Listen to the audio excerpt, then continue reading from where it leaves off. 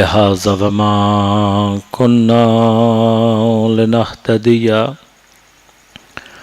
لولا أن هدانا الله لقد جاءت رسل ربنا بالحق الصلاة والسلام على رسول المسدد المصطفى الأمجد المحمود الأحمد أبي القاسم محمد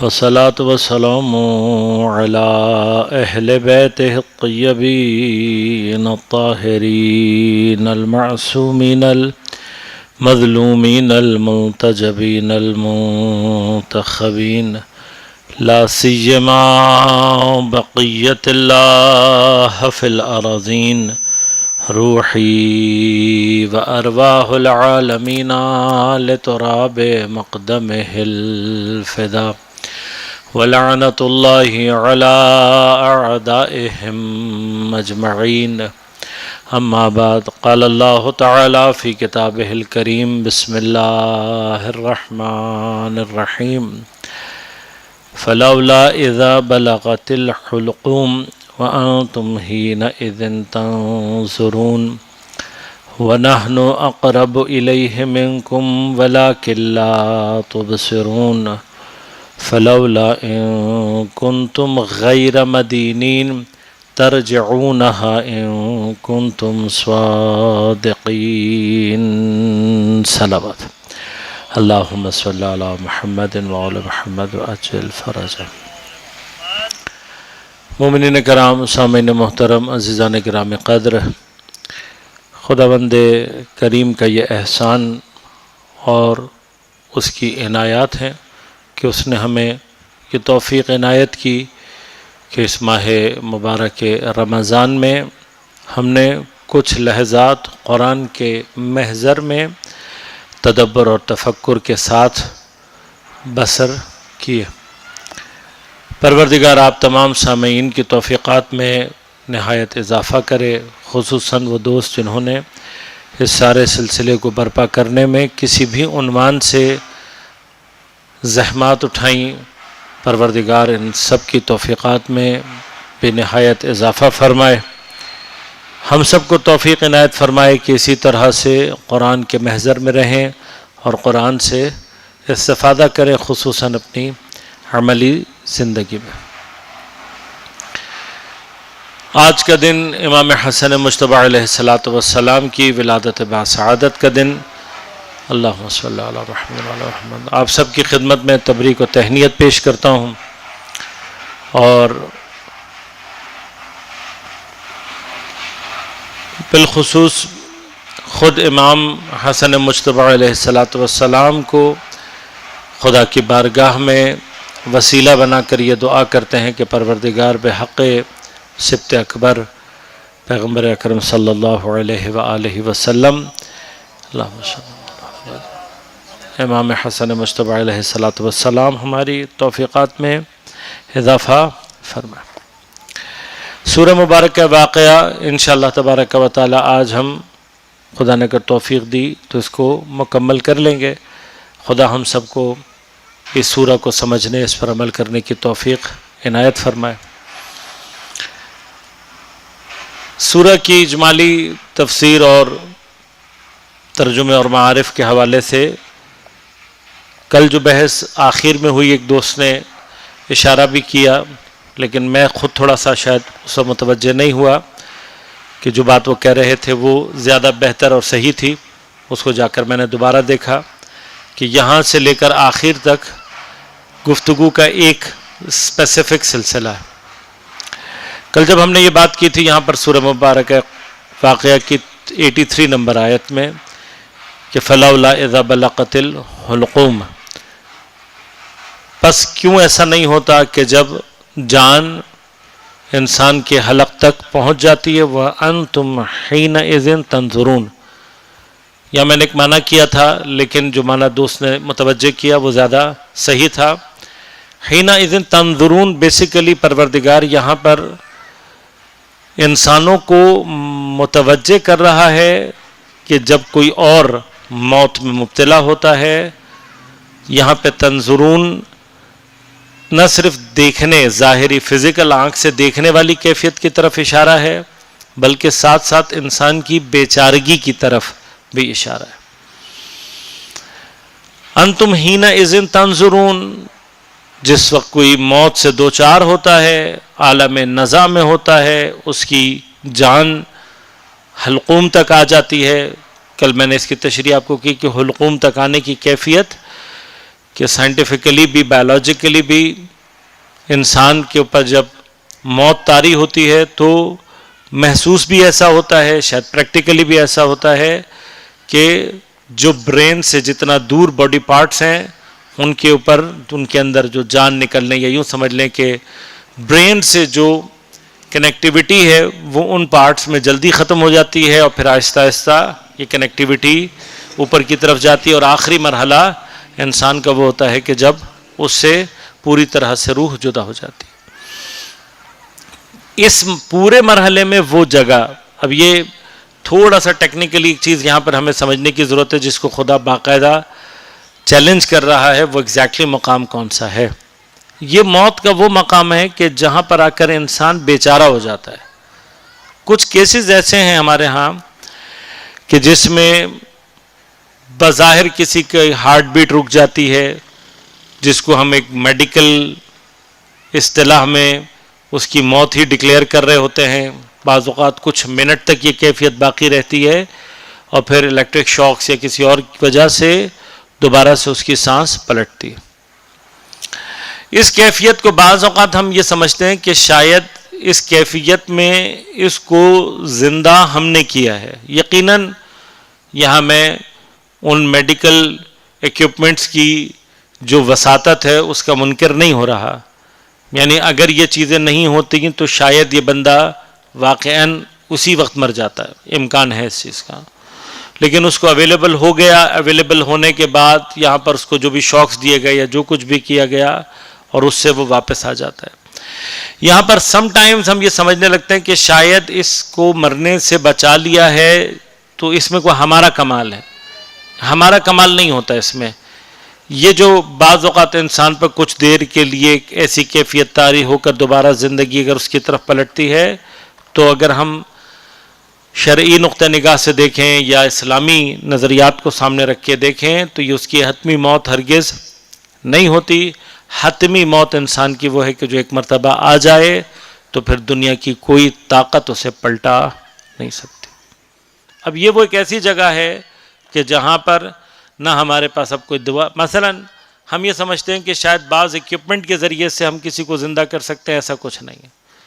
بعض مثلا ٹرانسپلانٹس کے ذریعے سے زندہ کیا تو نہیں ہو سکتا ہے کہ کسی کی عام لائف اسپین بعض وجوہات، مثلا خدا نخواستہ کسی کے گردے خراب ہو جائیں، وہ کوئی گردہ لگوا لے، اس کی وجہ سے کچھ زیادہ زندہ رہ لے، تو یہ بالکل اسی طرح سے ہے جو کسی بھی جگہ پر کسی بھی چیز کی اویلیبلٹی کے ساتھ کسی کے بچنے کا امکان ہے۔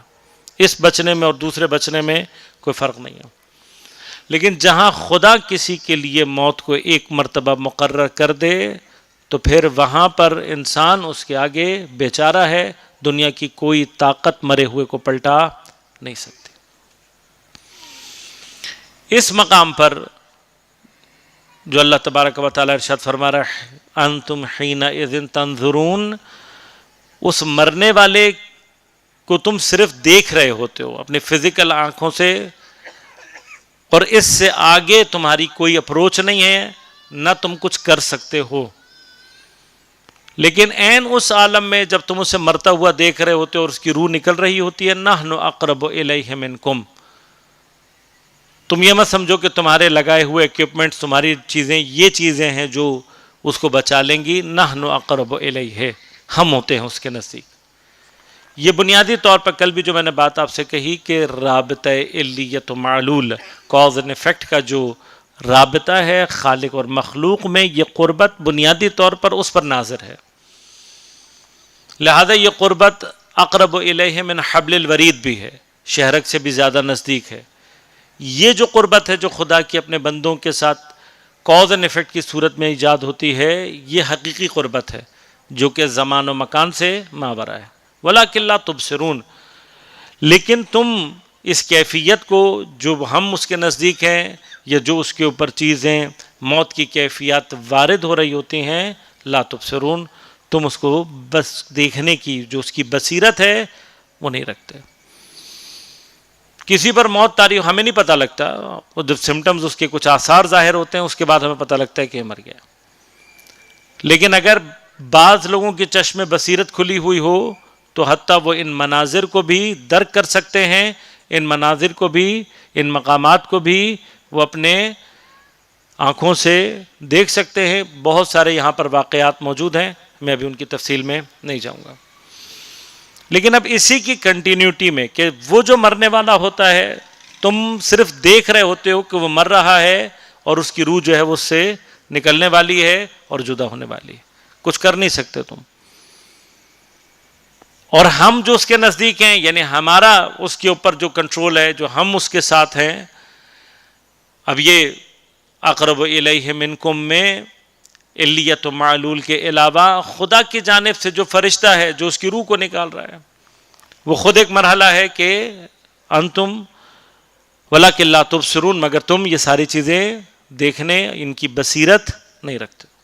فلولا ان کنتم غیر مدینین، بس یہ جو موت کی کیفیت ہے، اگر تم نے اس کے بارے میں یہ سمجھ رکھا ہوا ہے کہ تم غیر مدینین، مدین دین سے نکلا ہے. دین بنیادی طور پر ایک تو دین کے وہ معنی ہیں جو ہم کرتے ہیں راہ اور آئین کے معنی میں، اور ایک دین استعمال ہوتا ہے عربی میں جزا، مالک یوم الدین. یوم الدین جزا دینے کا دن. مدینین اس سے جو لفظ ہے اس کا معنی کیا ہے؟ جزا ملنے والا، جس کو جزا دی جائے گی. غیر مدینین، اگر تم اس بات کا تمہارے ذہن میں یہ کوئی مرحلہ ہے کہ کوئی جزا وغیرہ نہیں ہے، بس سب کچھ ختم ہو جانے والا ہے. جیسا ایک کامن کانسیپٹ ہے، ہم نے شروع میں بھی اس کو ڈسکس کیا کہ ایک پورا طبقہ ہے کہ جو موت کو صرف فنا سمجھتا ہے، موت کے بعد کی دنیا، عالم آخرت، ان تمام چیزوں میں جزا اور سزا، ان تمام باتوں میں کوئی عقیدہ نہیں رکھتا.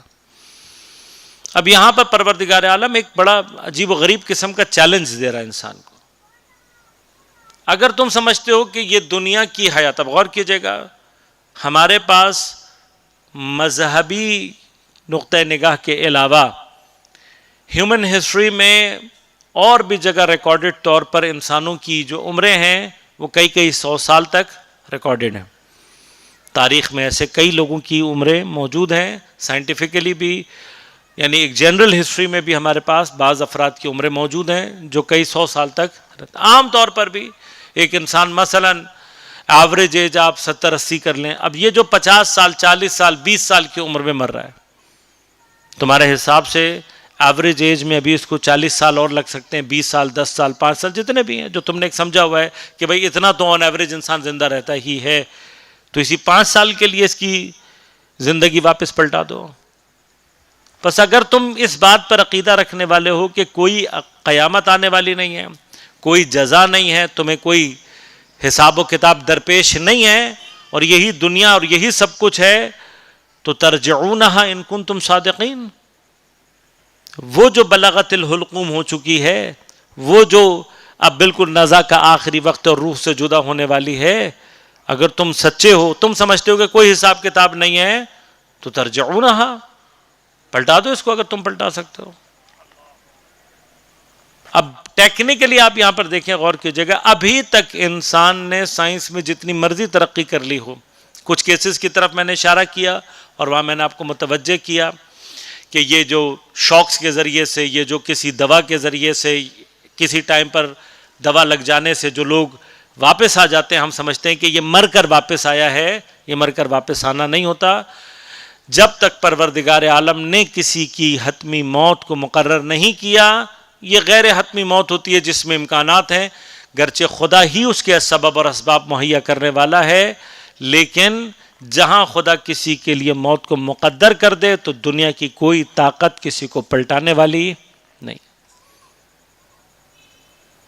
لہذا یہاں پر جو ایک مرحلہ بعض اوقات بعض لوگوں کے ذہنوں میں مسکانسیپٹ، میں اسی کو دہرا رہا ہوں کہ یہ ایک کامن مس انڈرسٹینڈنگ ہے کہ جی دوا لگ کے بندہ مر کے واپس آ گیا یا الیکٹرک شاک سے بندہ واپس آ گیا، تو اس میں ہمارا کوئی خاص کارنامہ نہیں ہوتا. میں نے عرض کیا یہ کسی بھی طرح کی بچنے کی کیفیت ہے کہ کوئی اوپر سے گرا اور نیچے کوئی ایسی چیز رکھی ہوئی تھی جس پہ گر کے بچ گیا، تو یہ جو نیچے اس کی چیز آتی ہے اس کے اسباب بھی اللہ ہی مہیا کرنے والا ہے. اگر خدا نے اس کی حیات رکھی ہوگی تو وہ چیز آ جائے گی، اور اگر خدا نے اس کی حیات نہیں رکھی ہوگی تو کوئی چیز. ہمارے پاس کیسز ہیں، آپ جا کر دیکھیں، میڈیکل ہسٹریز اٹھائیں گے، آپ حیران ہوں گے. لوگوں کو سر میں گولی لگنے کے باوجود وہ بچ جاتے ہیں، جس کو عام طور پر ڈاکٹرز کیا کہتے ہیں کہ اگر کسی کو سر میں گولی لگے تو اس کی ڈیتھ، اس کے جو چانسز ہیں وہ کہتے ہیں یقینی ہوتی ہے. لیکن آپ کو ایسے لوگ بھی مل جائیں گے کہ جن کو گولی لگی ہے سر کے حصے میں ہی لگی ہے، اس کے باوجود بھی وہ زندہ ہے. تو جہاں اب اس کے لیے آپ جو بھی بعد میں ریزننگ کریں گے، یہ گولی یوں ہو گئی یا فلاں ہو گیا یا ایسے ہو گیا یا ویسے ہو گیا، جو بھی آپ اس کے لیے ریزننگ بعد میں تلاش کریں گے، آپ کے نزدیک وہ اتفاقی ہے، ہمارے نزدیک اس کے قدرت اور اس کو ایسا کرنے والی ذات پروردگار عالم کی. لہذا پروردگار ہر قیامت اور جزا اور سزا کے منکر کو گویا ایک چیلنج کر رہا ہے، اگر تم سچے بولنے والے ہو. پر نہیں ہے نا، اگر کوئی قیامت نہیں ہے، کوئی حساب کتاب نہیں ہے، بس اس روح کے اوپر کوئی قادر نہیں ہے، کوئی نہیں ہے، تم سمجھتے ہو کہ یہ ایک تصادفی، یہ ایک ایکسیڈنٹل سارا حساب کتاب ہے، تو ایکسیڈنٹلی ہی واپس بلا لو. اتنے عرصے سے کوشش کر رہے ہو تم، طب کی تاریخ تو کئی ہزار سال پرانی ہے. کر لو کوئی دوا، کر لو کوئی علاج، کوئی طریقہ ڈھونڈ لو جس میں تم ایکسیڈنٹلی کسی مرنے والے کو بلانے والے. لہذا یہ یاد رکھیے گا، اگر ہمارے پاس ہسٹری میں یعنی میڈیکل ہسٹری کے حوالے سے بھی کچھ افراد ایسے مل جائیں کہ جن کے اوپر کافی دیر تک موت طاری رہنے کے بعد وہ واپس آئے ہیں، تو اس کے اندر میڈیکل کا یا انسانوں کا کوئی اختیار نہیں. بعض کیسز ہیں ائمہ اہل بیت اطہار کی نسبت جو کرامات ہیں، ان میں سے بعض کرامات میں اس طرح کے کیسز ہوئے ہیں. امام رضا علیہ الصلوۃ والسلام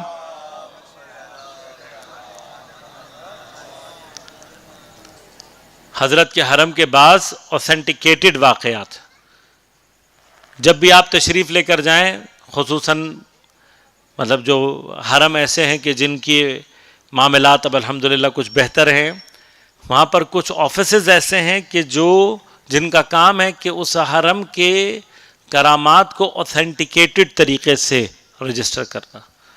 بس یعنی ہو سکتا ہے ہمیں آگے پیچھے بہت سارے ایسے افراد مل جائیں اور ہم ان کے اوپر شک نہیں کر رہے، یہاں کوئی یہ بحث نہیں ہے، نہ کسی کی خدمت میں کوئی جسارت کا مرحلہ ہے، یہ بحث نہیں. ہو سکتا ہے مثلا آپ کو مل جائے آپ کے کوئی جاننے والا، وہ امام رضا کے حرم گیا، اس کو فلاں مرض تھا، وہ ٹھیک ہو کر آ گیا. یہاں کسی کی شک کی اور اس کی بات نہیں ہو رہی. یہ چیزیں ائمہ اطہار کے لیے، خدا کے لیے کوئی معنی نہیں رکھتی. یہاں یہ بحث نہیں ہے. بات یہ ہو رہی ہے کہ کچھ ایسے واقعات ہیں جن کو حرم نے باقاعدہ اوتھینٹیکیٹ کیا ہے، یعنی جو واقعہ پیش آیا، جس شخص نے ادعا کیا تو اس کو باقاعدہ چیک کیا گیا، اس کے میڈیکل ریکارڈز جن ڈاکٹر سے وہ رجوع کرتا رہے ان کے پاس. تو اس طرح کے بھی بعض کیسز ہیں جس میں کسی شخص کے اوپر موت طاری ہوئی، ڈاکٹروں نے باقاعدہ اس کو ڈیتھ سرٹیفکیٹ دیا، پھر اس کو لا کر مردہ خانے، سرد خانے میں رکھا گیا اور اس کا پورا ایک پروسیس ہوا، اور پھر وہ شخص جو ہے کئی گھنٹوں کے بعد دوبارہ زندہ ہوا. تو اس کی وہ تمام چیزیں، جس ہاسپٹل میں وہ ایڈمٹ تھا، جن ڈاکٹروں نے باقاعدہ اس کو چیک کیا، جن ڈاکٹروں نے چیک کرنے کے اس کو بعد ڈیتھ سرٹیفکیٹ دیا، جن لوگوں نے اس کو غسل و کفن دیا، جنہوں نے اس کو سرد خانے میں رکھا، سرد خانے کی رسیدیں، ایک ایک چیز، اور اس کو باقاعدہ اوتھینٹیکیٹ کیا انہوں نے. اور اس کے بعد امام رضا علیہ الصلوۃ والسلام کے لطف اور پروردگار کے امر سے اسے حیات ملی.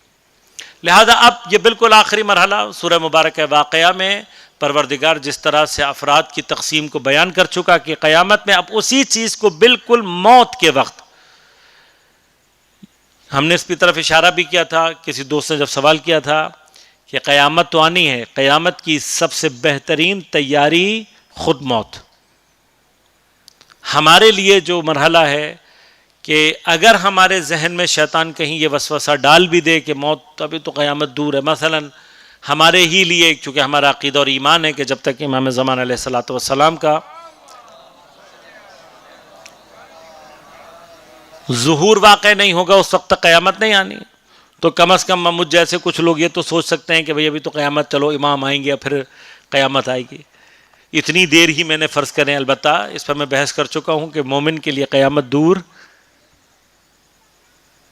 جس کو اپنے اعمال کی جزا ملنی ہے، جس کو اپنے خراب کاریوں کی سزا ملنی ہے اور اس کو اس کا یقین ہو، اس کے لیے قیامت دور ہرگز بھی نہیں.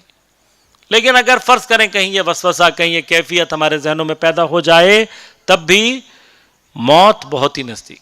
کب آنے والی ہے، کیسے آنے والی ہے، کوئی نہیں جانتا، اور اس کے لیے تیار رہنا. اب اسی کیفیت کی بات کر کے پروردگار ارشاد فرما رہا ہے تم نہیں کر سکتے، واپس نہیں پلٹا سکتے. فَأَمَّا إِنْ كَانَ مِنَ الْمُقَرَّبِينَ، پس اگر وہ شخص، وہی تین گروہ، اگر مقربین میں سے ہے جس کے اوپر یہ مرحلہ آ گیا کہ اب اس نے پروردگار عالم کے حکم سے اس دنیا کو چھوڑنا ہے. یہ مرحلہ کہ جس کو ہم نے انشاءاللہ کبھی اب تفصیل رہی، اور البتہ میں بعض جگہوں پہ مطالب بیان بھی کر چکا ہوں تفصیل سے، کہ موت ایک مرحلہ ہے کہ جس کو بالآخر ہم نے طے ضرور کرنا ہے.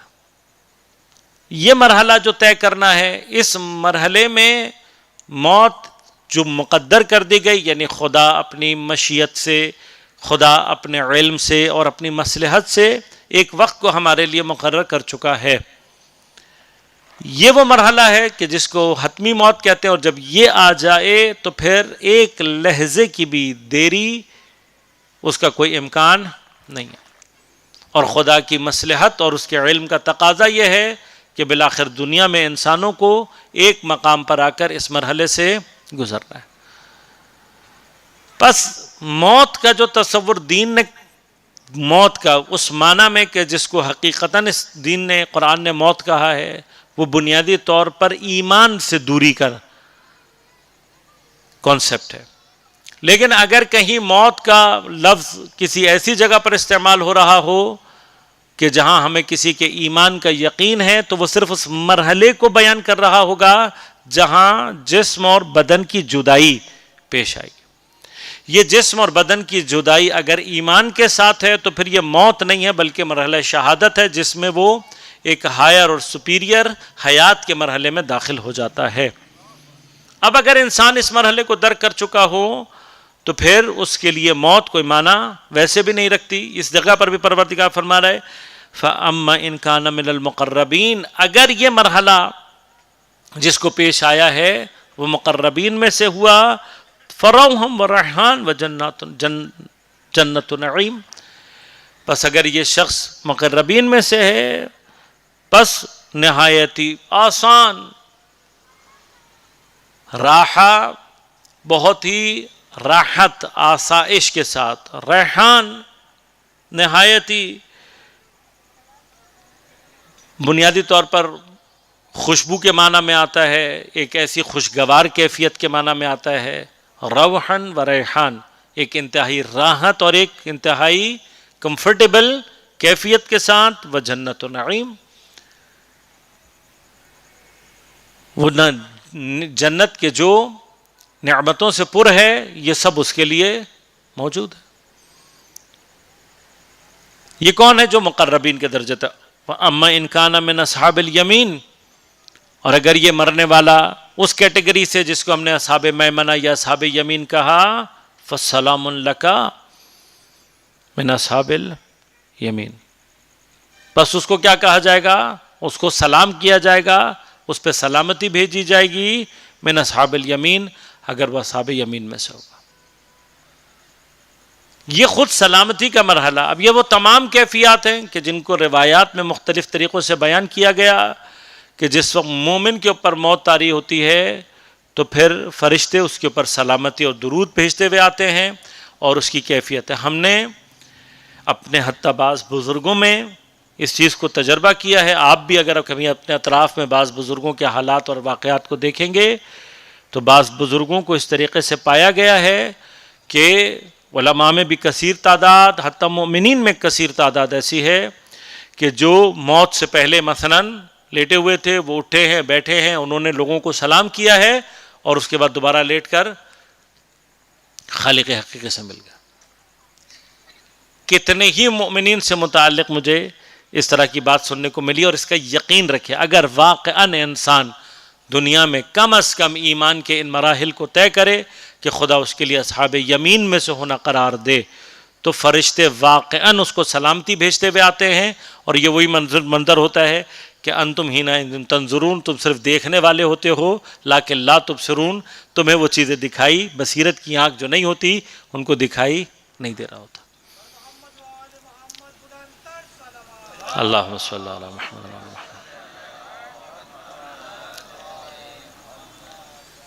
وَإِمَّا إِن كَانَ الْمُكَذِّبِينَ ضَالِّينَ، لیکن اگر اب دیکھیے یہاں پر اب اللہ نے اصحاب شمال کہنے کی بھی، جسے کہنا چاہیے ہمارے اصطلاح میں زحمت کو گوارا نہیں کیا، اصحاب مشأمہ کہنے کے لیے بھی پروردگار نے، بلکہ اس کیٹیگری میں جو ہم نے ڈسکس کیا تھا کہ بالکل حقارت کا جو آخری مرحلہ ہے، تحقیر کا جو بالکل آخری مرحلہ، کہ جہاں اوپر کہا گیا تھا کہ پیغمبر بھی ان کو کیا کہہ کر آواز دیں گے، ایھا المکذبین الضالین، اسی طریقے سے اللہ تبارک و تعالیٰ اس آخری مرحلے میں، موت کے مرحلے میں، اگر وہ کون ہوگا، ان لوگوں میں سے ہوگا جو کہ مکذبین، جھٹلانے والے، اور ضالین، اور گمراہ لوگوں میں سے ہوں گے، تو کیا ہوگا، نزل من حمیم۔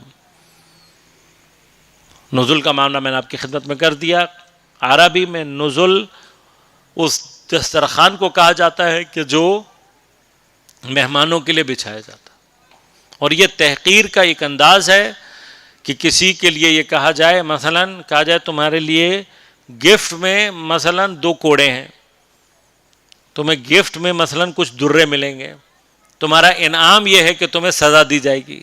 یہ جو یہاں پر لفظ ہے، اب یہ انعام نہیں ہے، بنیادی طور پر یہ گفٹ نہیں ہے، یہ تحقیر کا ایک انداز ہوتا ہے کہ تم جو اپنے کذب میں، تم جو اپنی گمراہی میں اس قدر سرگردان تھے، اور تم یہ سمجھتے تھے کوئی کسی کے لیے کسی کی نیکی کی کوئی جزا نہیں ہے، ان کو کچھ نہیں ملے گا، تو ان کو تو ہم نے جو دینا ہے دینا ہے، تمہارے لیے بھی ہم نے کچھ گفٹ رکھے ہوئے، آ جاؤ۔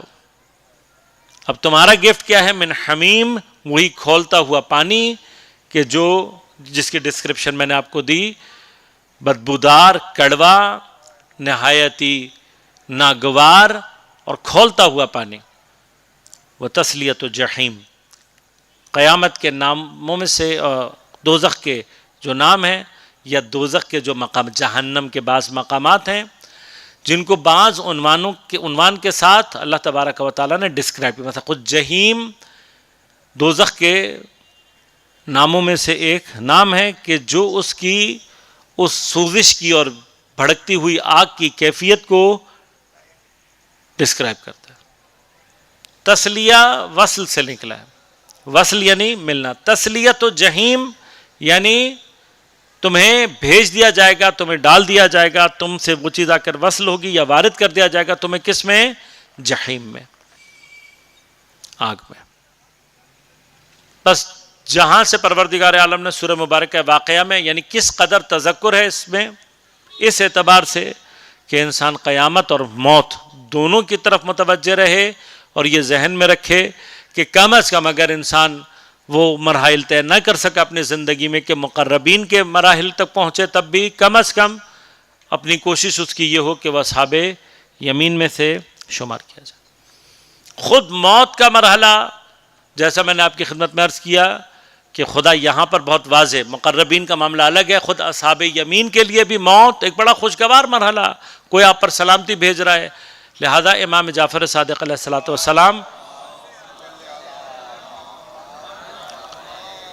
حضرت سے جب مرنے کے بعد کے عذاب کے بارے میں گفتگو کی حضرت نے، تو بعض جگہوں پر یعنی روایت کا لحن یہ حضرت فرماتے ہیں کہ اگر انسان کا اختتام اس کیفیت میں ہو کہ پروردگار نے اس کے لیے عذاب کو رکھا ہے، تو ملک الموت جس شکل میں وارد ہوتا ہے، وہ خود شکل اپنی جگہ اس کو دیکھ لینا ایک مستقل عذاب ہے۔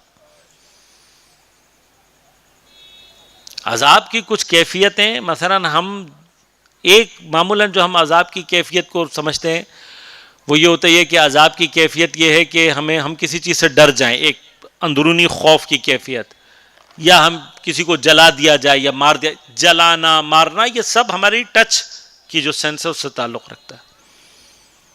لیکن کچھ عذاب ہیں جو کو خدا نے بعض امتوں پر نازل کیا، ان کے عذاب کی کیفیت آواز کے ساتھ تھی. بس بعض عذاب کی کیفیت ایسی جس کی سماعت سے تعلق ہے. یہ جو حمیم اور ان کا تذکرہ کیا ہے، اس سب کا جو تعلق ہے ان کی سوزش اور گرمی کے علاوہ خود اس کا جو ذائقہ ہوگا وہ اپنی جگہ ایک عذاب کی کیفیت ہوگی. اور ایک عذاب وہ ہے کہ جس کا تعلق بصارت سے، دیکھنے سے ہے، وہ خود اپنی جگہ ایک عذاب ہے. جہنم کے وہ مرحلے، جہنم کے وہ فرشتے، ان کی شکلیں، ان کی صورتیں، یعنی خود دید کا بھی ایک عذاب ہے. اور جو عذاب شروع ہوگا کہاں سے، کہ فرمایا کسی کے لیے اگر اللہ عذاب کو مقرر کر دے، وہ ابتدا کہاں سے ہے، کہ موت کے فرشتے کی جو حیت ہوگی وہ اپنی جگہ ایک مستقل عذاب. اسی طرح سے عذاب کی کیفیتیں، یعنی انسان کو اس چیز کے لیے اب سوچنا چاہیے. ہم سمجھتے ہیں کہ ٹھیک ہے قیامت میں یا برزخ میں کہیں نہیں. عزیزان من، آخری مرحلہ وہ ہے کہ جہاں اذا بلغت الحلقوم، ایک دفعہ پہنچ گئی یہاں تک، انسان کی روح جدائی کے اس مرحلے تک آ گئی، حساب کتاب بند ہو جاتا ہے، آگے کے مراحل شروع ہو جاتے ہیں. ایک مرحلہ وہ ہے کہ جہاں انسان کی آنکھوں پہ سے پردہ اٹھتا ہے اور وہ یہ دیکھ لیتا ہے کہ حق اور حقیقت کیا ہے، کیونکہ اب اس کا آگے تذکرہ بھی آ رہا ہے. حق کی منزل پر پہنچ جاتا ہے، یقین میں بھی اس مرحلے پر پہنچ جاتا ہے کہ جہاں پر پھر اس کے بعد اس کو جھٹلانے کا کوئی امکان باقی نہیں رہتا. لیکن اس سے آگے کا مرحلہ، یعنی اس یقین کی منزل کو آ جانے کے بعد پھر ہم نے جو کچھ کیا ہے بس اب اس کا نتیجہ سامنے ہے. اور خدا نہ کرے کہ خدا کسی کے لیے عذاب کو مقرر کرے، تو میں نے عرض کیا ابتدا ہی کہاں سے ہوتی ہے، دیکھنے سے، موت کے فرشتے. پھر کہاں سے ہوتی ہے، اس کے بعد فرمایا خود روح کا قبض کیا جانا اپنی جگہ ایک مستقل عذاب ہے. اور جب امام نے اس کو ڈسکرائب کیا، فرمایا کہ مومن کے لیے روح کا نکلنا خود ایک اللہ کی نعمت ہے. کیسے؟ فرمایا جیسے کسی کو پھول سونگھا دیا جائے اور اس پھول سونگھنے کی کیفیت کے ساتھ اس کی روح کو قبض کر لیا جائے. یہ سلامتی کے سلام اللہ کا صرف زبانی سلام نہیں ہے، مگر اصحاب یمین میں سے ہے. دیکھنے میں اس کے لیے ملک الموت اتنا حسین ہوگا کہ وہ خود ایک منظر ہوگا، سلام بھیجے گا تاکہ اس کے اندر خوف کی کیفیت پیش نہ آئے. اس کے لیے روح کو نکالنے کا مرحلہ بھی سلامتی کے ساتھ اتنی آسانی سے کہ گویا کسی خوشبودار پھول کو سونگ رہا. اور اگر خدا نہ خواستہ مکذبین الضالین، کہ خدا ہم سب کو اپنی پناہ میں رکھے. آخری ایک تذکر کے طور پر بات یہاں پر کہوں گا، یہ یاد رکھیے گا، قرآن کریم میں جہاں کہیں پر بھی قیامت کو جھٹلانے کی بات ہوئی ہے، خدا کے نظام کو جھٹلانے کی بات ہوئی ہے، وہاں پر ہرگز مراد صرف زبان سے جھٹلانے والے نہیں ہیں، بلکہ عملاً بھی جھٹلانا.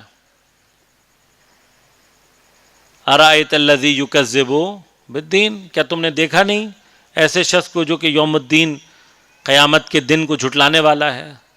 اب اس کی جو اللہ تعالیٰ نے ڈیفینیشنز دی ہیں کہ یہ کیا کرتا ہے، عمل ہے. کچھ سال پہلے جب ہم نے اس سلسلے کو تھوڑا سا ماہ مبارک کے بعد بھی کنٹینیو کیا تھا، تو وہاں ہم نے بعض سورہ معون کی تفسیر کی تھی. وہاں میں نے بڑے تفصیل سے ان مراتب کو بیان کیا تھا. یوم الدین کو جھٹلانے والا صرف زبان سے جھٹلانے والا نہیں ہے. سورہ معون کو جا کر ترجمہ پڑھیں، جھٹلانے والا جتنا بھی ہے وہ اپنے عمل سے جھٹلا رہا ہے. تو ظاہری طور پر کلمہ پڑھنے والا ہے، ظاہری طور پر یہ کہنے والا ہے کہ میں قیامت پر ایمان رکھتا ہوں.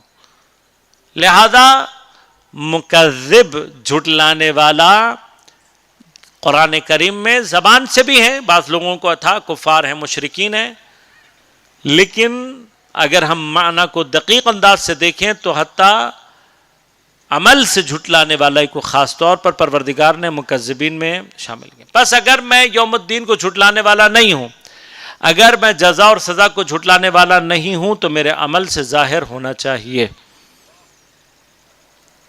ایسا نہ ہو کہ قیامت کے دن یہ ہیں، یہ سارے مراتب ہیں. وہ کہے گا پروردگار قد کنت بصیرا، میں جو تھا وہ دنیا میں آنکھیں رکھتا تھا، اب مجھے اندھا کیوں اٹھایا؟ تو خدا کیا کہے گا؟ کذالک اتت آیاتنا، اسی طرح سے تمہارے سامنے ہماری آیات آئی تھی لیکن تم نے کیا کیا؟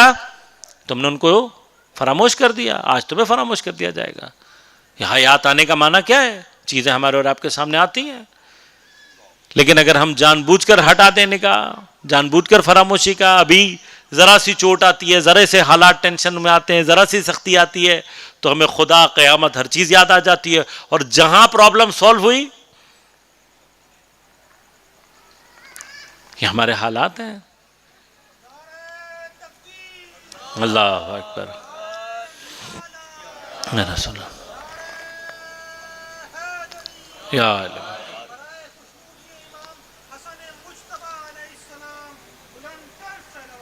اللہم صلی علی محمد وعلی محمد وعجل فرج۔ لہذا عزیزان من، ہم اس حوالے سے سب کو اس بات پر غور کرنے کی ضرورت ہے کہ خدا نخواستہ ایسا نہ ہو کہ میرا عمل میرے عقیدے کو جھٹلا رہا ہو اور قیامت کے دن خدا نہ کرے، خدا ہمیں ان لوگوں میں شمار کرے۔ عذاب نزل من حمیم کی منزل بھی آگے ہے، فرمایا کہ اگر کوئی شخص اس گروہ میں آ جائے تو اس کے لیے عذاب، میں نے عرض کیا فرشتے کی آمد سے، پھر جو روح کو قبض ہوگا، پوچھا امام سے کہ کیا ہوگا مولا؟ فرمایا کہ کوئی ململ کا یا اس طرح کا کپڑا کسی خاردار درخت پہ ڈال کر اس کو کھینچو، اور پھر جو اس کا حال ہوگا وہ حال روح کو قبض کرنے کے وقت اس شخص کا حال، اس کو تصور کر لو، ایکسپیریمنٹ کریں کبھی۔ یہ بھی چیزیں ہیں، بعض چیزوں کو انسان اپنے ہاتھ سے ذرا تجربہ کرے تو اس کی کیفیت ذرا ڈیفرنٹ ہو جاتی۔ تو اپنے گھر میں خواتین سے رابطہ کر کے کوئی ایسا ڈسکارڈڈ دوپٹہ ململ کا یا کسی اور ایسے کپڑے کا پوچھ کے لیجیے گا۔ اجازت کا مرحلہ تو اپنی جگہ پر ہے ہی، اس کے بعد کے بھی جو مسائل ہیں وہ بھی درپیش رکھیے گا۔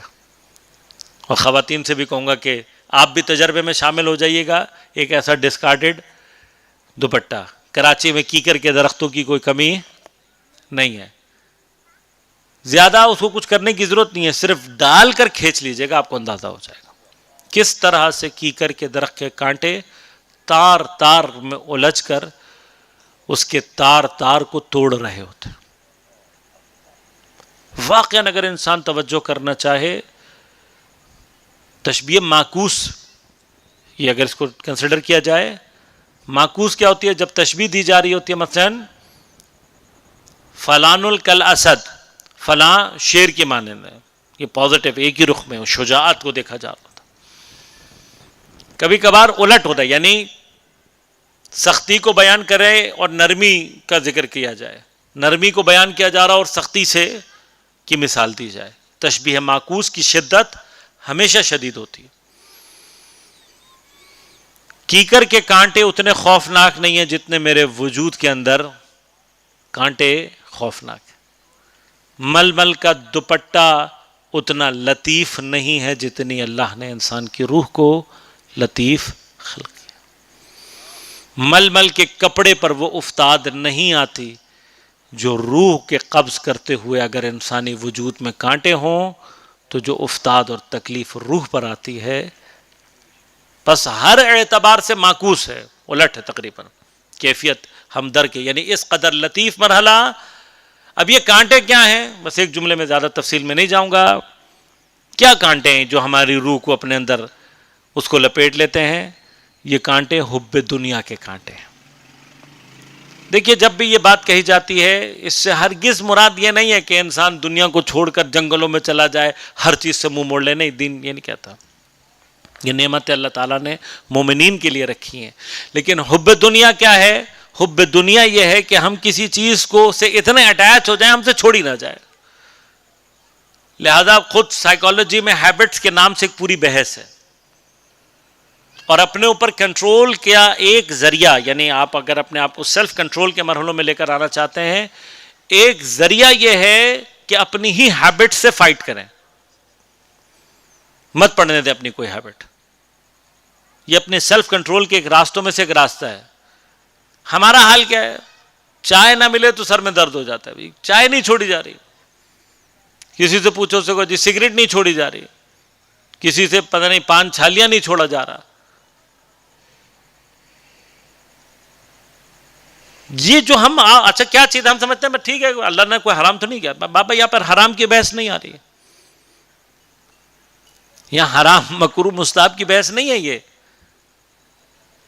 یہ حب دنیا کا مسئلہ ہے. کوئی ایک بھی چیز, لہذا بعض حکایات میں ملتا ہے کہ اچھا بھلا مومن متدین آدمی, کچھ کیفیات موت کی اس کے اوپر طاری ہوئی, بچوں نے کلمہ پڑھانا شروع کیا, اس کو کہہ رہے ہیں کلمہ پڑھو, وہ کہہ رہے ہیں نہیں نہیں, وہ کہہ رہے ہیں لا الہ الا اللہ, وہ کہہ رہے ہیں نہیں نہیں نہیں.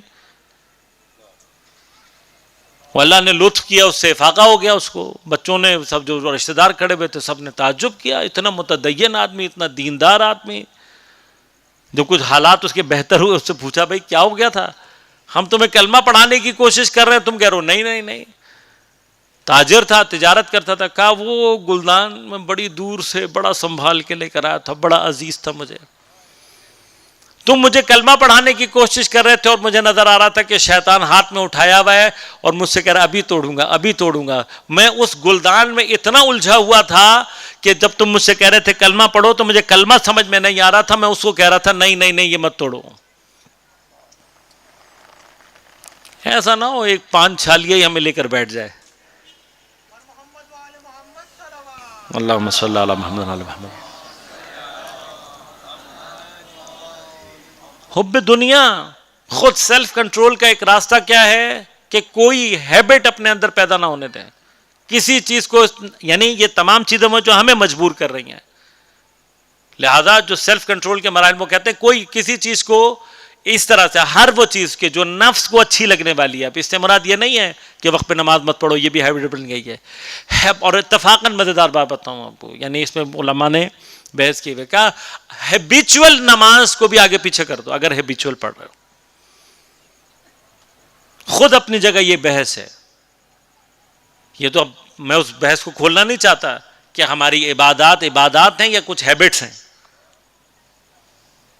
وہ اس کے بھی مراحل ہیں, وہ انشاءاللہ کبھی موقع رہا تو پھر تفصیل سے عرض کروں گا کہ کیسے پتہ لگے گا کہ میری ہیبٹ ہے یا نہیں. یہ خود ایک مرحلہ ہے, انشاءاللہ کبھی فرصت رہی تو عرض کروں گا. لیکن حب دنیا مراد کیا ہے, انہی چھوٹی چھوٹی چیزیں. یہ جو میں نے اس کو بھی ریپیٹ کیا کئی مرتبہ کہ اللہ تبارک و تعالیٰ بعض انبیاء کے واقعات میں بعض چیزوں کو جو ہمیں دکھا رہا ہے وہ کیا ہے کہ حتیٰ اپنی اولاد کو ایسا نہ بناؤ کہ وہ باعث بن جائیں کہ تم راہ سے ہٹ جاؤ. لہذا اگر خدا کے لیے بیٹا بھی قربان کرنا پڑے تو اس کے لیے تیار رہنا, کوئی چیز رکاوٹ نہیں بننی چاہیے. اور ہم نے تاریخ میں دیکھا کہ بعض لوگوں کی اولادوں نے ہی ان کو امام کے مقابلے پر کھڑا کر دیا. حب دنیا اس قدر خوفناک چیز ہے. ضمناً عرض کر رہا ہوں کیونکہ امام کا دن بھی ہے آج, کہ امام حسن مجتبی علیہ الصلوۃ والسلام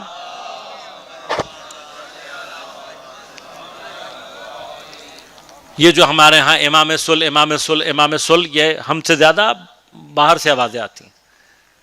وہ چاہتے ہی ہیں کہ امام حسن مجتبی علیہ الصلوۃ والسلام امام حسین علیہ الصلوۃ والسلام کو دو الگ الگ افراد کی صورت میں, وہ جی بہت وہ تھے, یہ ایسے تھے, ایسا کچھ بھی نہیں ہے.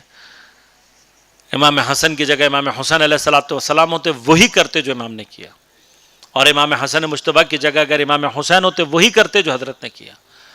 اور کوئی امام ایسا نہیں ہے کہ جو اپنی ذات کی اپنے ہوا و ہوے اپنی کوئی پسند کے مطابق شریعت کو لے کر چلے, ایسا نہیں ہے. امام حسن مجتبی علیہ الصلوۃ والسلام اتنی مضبوطی کے ساتھ امیر شام کے سامنے کھڑے ہوئے تھے کہ اس کا سارا خزانہ جو اس نے بیت المال ہڑپ کر کے اپنے پاس جمع کیا ہوا تھا, اس کو اپنی ذاتی ملکیت بنا ہوا تھا, وہ سب اس نے لوگوں پہ خرچ کر دیا, لیکن امام حسن مجتبی کو جنگ سے پیچھے نہیں ہٹا سکا.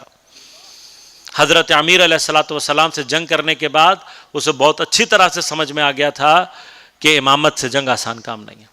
لہذا جب امام نے امامت سنبھالتے ہی لشکر کشی کی اور تیار کیا لشکر کو, تو اس کی اپنی پوری کوشش یہ تھی کہ امام سے میری جنگ نہ ہو. لہذا اس نے ہر بجائے, یہ تاریخ جا کر دیکھے کیسے اس نے امام کے جس کو امام لگا کر بھیجتے ہیں اپنا سپہ سالار اس کو خرید لیا جاتا ہے. اور حب دنیا کا مرحلہ, عبید اللہ, ایک عبداللہ ابن عباس اور ابن عباس کا دوسرا بیٹا عبید اللہ. حضرت امیر علیہ الصلوۃ والسلام کے دور میں شام کے جو بارڈرنگ ایریاز تھے اس میں کسی علاقے کی اس کو حضرت نے امارت دی ہوئی تھی، گورنری انتظام اس کے پاس تھے. شام کے لشکر نے حملہ کیا، اس کے علاقے کو تاراج کیا، اس کے بیٹوں کو مارا. اس کی ایک بیوی کی گود میں اس کا بچہ تھا، ماں کی گود میں اس کو قتل کر دیا. اس سے وہ خاتون پاگل ہو گئی. امام حسن مجتبیٰ علیہ الصلوۃ والسلام کی مظلومیت تاریخ میں دیکھنی ہے، یہ ایک واقعہ کافی ہے. جب امام نے دیکھا بہت ساروں کو خرید لیا، امام نے اس کو سپہ سالار لے کر بھیجا. کیا ہونا چاہیے تھا؟ بیٹوں کا قاتل ہے، بیوی پاگل ہو گئی، معصوم بچے کو گود میں قتل کر دیا. لیکن تاریخ نے دیکھا کہ وہ بھی پیسوں کے آگے ڈھیر ہو گیا. اب یہ اگر آپ امام کی اسٹریٹجی کو سمجھنا چاہیں، یہ امام کی اسٹریٹجی یہ تھی کہ امام نہیں ہٹنا چاہتے تو نہ ہٹتے بھی نہیں. لیکن امام اس نے جو اسٹریٹجی کی اس کو خنثی کرنے کے لیے، اس کو نیوٹرلائز کرنے کے لیے امام کی ایک اسٹریٹجی تھی، جس کا نتیجہ یہ نکلا جب بیت المال خالی ہو گیا اور اس نے دیکھا کہ امام پیچھے نہیں ہٹ رہے، صلح کی درخواست کرنے پر مجبور ہو گیا. صلح امام حسن نے قبول کی ہے، صلح کی نہیں ہے.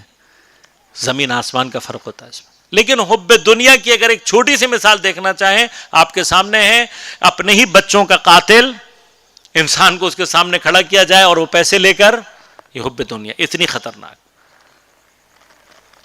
یہ حب دنیا کے کانٹے ہوتے ہیں جو روح نکلتے وقت روح کو اپنے اندر پھنساتے ہیں، اور پھر انسان جتنا سخت اور سنگین کانٹا ایجاد کیا ہوگا اتنی ہی مشکل سے روح نکلے گی. لہذا پوچھتے لوگ، سوال کرتے ہیں کہ آقا صاحب روح آسانی سے نکل جائے کیا کریں؟ حب دنیا ختم کر دیں. مراد یہ نہیں ہے، پھر سے تاکید کے ساتھ دہراؤں گا، کہ آپ کھانا پینا اوڑھنا بچھونا سب چھوڑ دیں، نہیں. ایسے رہیں کہ کوئی چیز دنیا کی آپ کو کسی چیز کے لیے مجبور نہ کرے، اور وہ آپ کی ہیبٹس معمولاً ہیبٹس میں اسے ہوتی ہیں، اس کو دیکھیں. اور یہی خود تربیت نفس کے حوالے سے بھی بعض اساتید کے دستورات میں سے ان ھذا لہو الحق الیقین، یہ ہے کہ جو حق الیقین.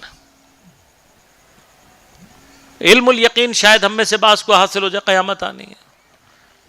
عین الیقین کا مرحلہ بھی درک ہو جائے گا جب ہم بعض چیزوں کو اپنی آنکھوں سے، حق الیقین جب انسان بہشت میں پہنچا ہوا ہوگا، جب لقاء الہی کی منازل کو درک کر رہا ہوگا، اور جب کفار عین عذاب میں مبتلا ہوں گے، تو یہ وہ آخری مرحلہ ہے کہ جس سے آگے کوئی اور مرحلہ نہیں ہے.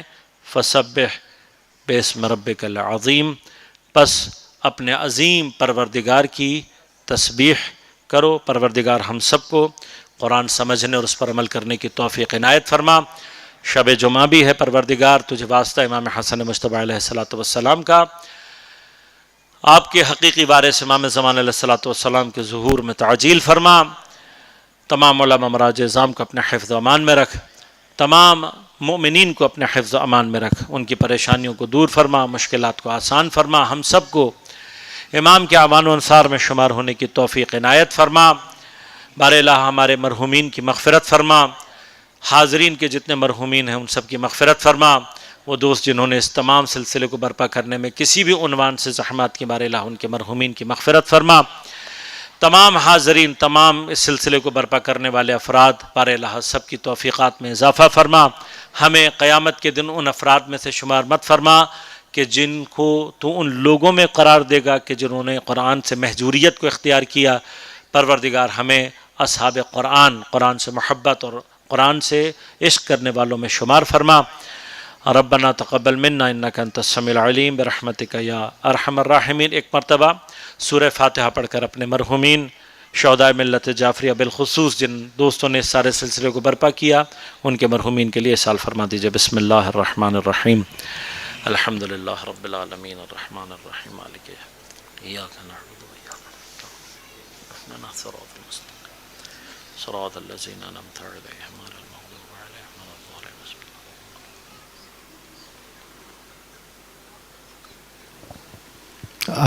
مومنین، آج کی نشست کے حوالے سے اگر کسی نے کوئی آغا صاحب سے سوال کرنا ہو تو اپنا ہاتھ بلند کر سکتے ہیں.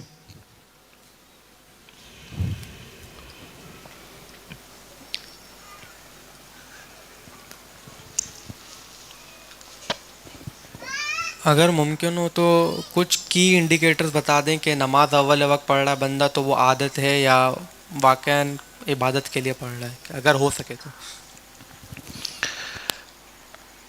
اول وقت خود سے انسان کے نفس کے حوالے سے، چونکہ اگر آپ اس کو نوٹ کریں گے اللہ تعالیٰ نے نماز کا اول وقت ایسا رکھا ہوا ہے جو اوپر نیچے ہوتا رہتا ہے. یہ ٹیکنیکلی اگر دیکھا جائے تو یہ خود ہیبٹ کے اگینسٹ ہے. اور اول وقت نماز آپ تجربہ کر کے دیکھ لیں تقریباً ہیبیچول کبھی نہیں بنتی. ہمیشہ نفس اس کے مقابلے پر آپ کو کہیں نہ کہیں روکے گا، اور یہ ہیبٹ کے خلاف. ہیبیچول وہ چیز ہوتی ہے کہ جس کے انجام نہ دینے کے بعد آپ کو صرف کوئی کمی محسوس ہو کہ یار یہ مجھ سے یہ چیز آج میں نے، مثلا آپ ایکسرسائز کرتے ہیں روزانہ، ایک دن آپ نے نہیں کی تو آپ کو تھوڑی سی تھکن کا احساس ہوگا، تھوڑا سا تبدیلی محسوس ہوگی، یہ ہیبٹس کے آسا. لیکن جو لوگ عبادات انجام دے رہے ہوتے ہیں وہ اس چیز کے قضا یا مس ہو جانے پر صرف طبیعتاً مزاجاً ڈسٹرب نہیں ہوتے، روحاً ڈسٹرب ہو جاتا ہے.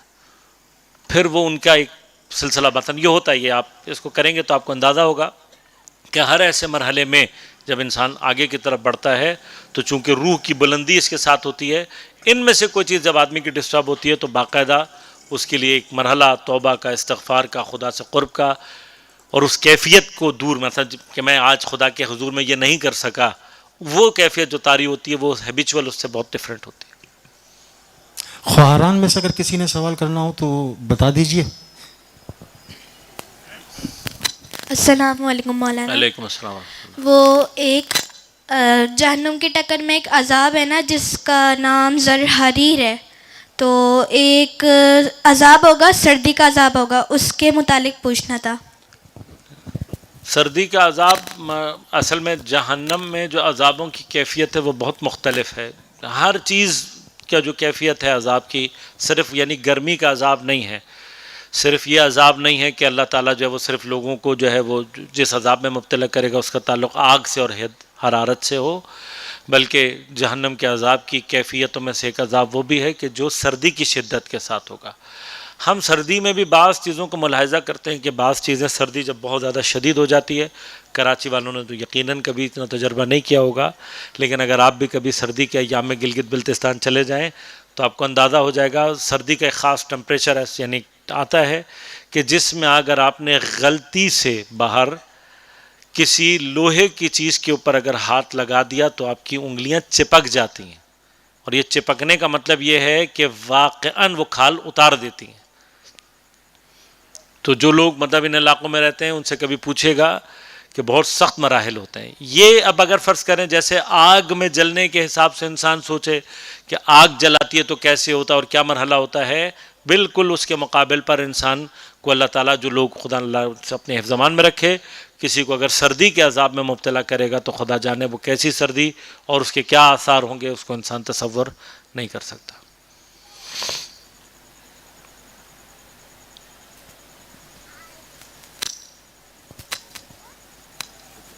السلام علیکم مولانا صاحب. علیکم السلام. مولانا صاحب ایک ذرا سا یہ بتا دیں کوئی خاصی بات کہ اپنے مرحومین کے لیے ہم ایسا کون سا بہتر عمل کریں کہ ان کی تکلیف کمی ہو، اور صدقے سے اس کا تھوڑا سا تعلق بھی بتا دیں. جی.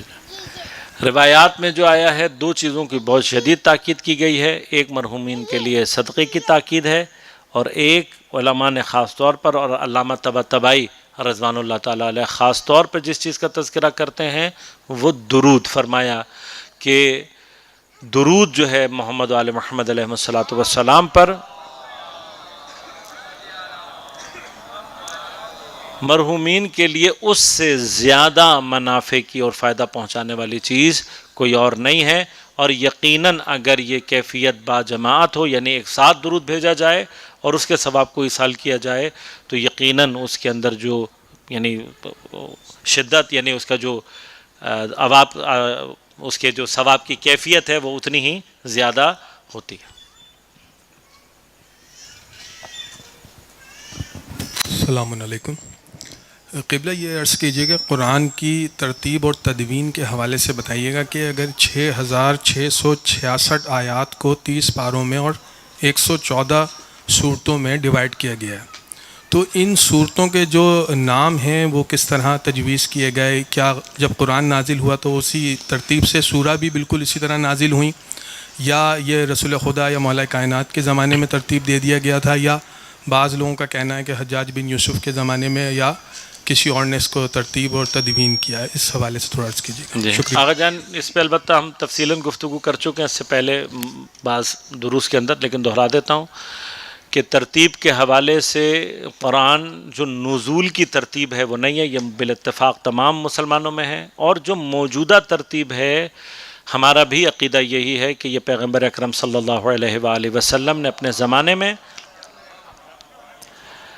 ان کو اسی سورہ کی ترتیب جو ہے، اور تقریباً سورہ کے جو نام ہیں وہ سارے کے سارے پیغمبر اکرم صلی اللہ علیہ وسلم کے دور میں، اور اس کی تمام ترتیبیں اسی طرح سے ہو گئی تھیں. اور قرآن کے اندر ان کو یعنی جمع کرنے کی بھی جو ترتیب ہے وہ اسی طرح سے پیغمبر کے دور میں ہو گئی تھی.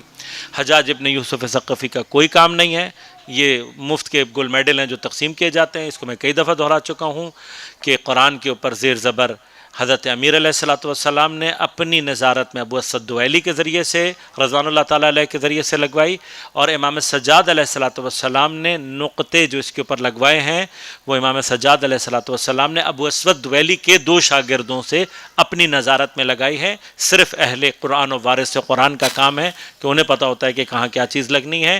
جو خانہ کعبہ کو ڈھانے والے ہیں ان سے کوئی توقع نہیں ہے اس بات کی کہ وہ قرآن پر نقطے لگائیں گے. قرآن پر نقطہ لگانے سے پہلے اس بات کا یقین ہونا چاہیے کہ جہاں میں نقطہ لگوا رہا ہوں خدا نے وہاں نقطہ لگوایا ہے.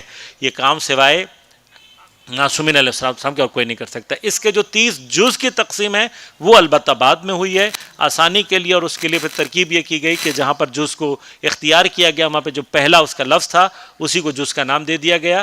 اجزاء جو 30 سپاروں میں تقسیم کیا یہ بات کی تقسیم ہے مسلمانوں کی.